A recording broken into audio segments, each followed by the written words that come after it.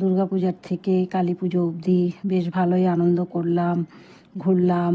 তারপরে তোমাদের সাথে এখন আমি দার্জিলিং যাওয়ার গল্প শেয়ার করব। যখনই দার্জিলিং যাব বলে আমরা প্ল্যান করি, অনেকবার প্ল্যান হয়েছে আর আমাদের বাধা এসেছে, আমরা যেতে পারিনি। তারপরে এইবার পুজোতে এসে, কালী পুজোতে আমার বাড়ি শিলিগুড়ি, সেখানে গেলাম। তো সবাই মিলে প্রোগ্রাম করলাম যে আমরা দার্জিলিং যাব, কিন্তু সেখানেও আবার আমাদের বাধা চলে আসলো। করে বাধা বিঘ্ন কাটিয়ে শেষমেশ আমরা দার্জিলিংয়ে গেলাম, গিয়ে ঘুরে আসলাম।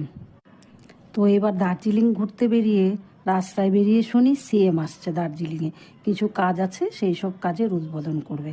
আবার বাধা। তারপরে সেই গাড়ি ঘুরিয়ে মিরিক হয়ে তারপরে আমরা ফাইনালি দার্জিলিং পৌঁছালাম।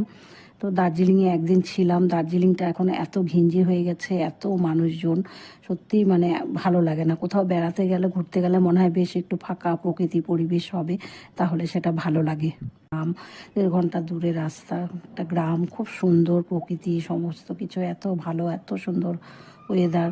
তো খুব ভালো এনজয় করলাম, আমাদের বাধা কাটলো। এই হোমস্টেগুলোতে গেলে খুব আনন্দ হয়, বেশ নিজেদের মতো থাকা যায়, কোনো লোকজন সেরকম থাকে না। নিজেদের ফ্যামিলি শুদ্ধ গেলে পরে তো আরোই আনন্দ। খুব খুব আনন্দ করেছি। তো সবাই খুব ভালো থেকো। আমার ভিডিওটা কেমন লাগলো জানিও। চলো, টাটা।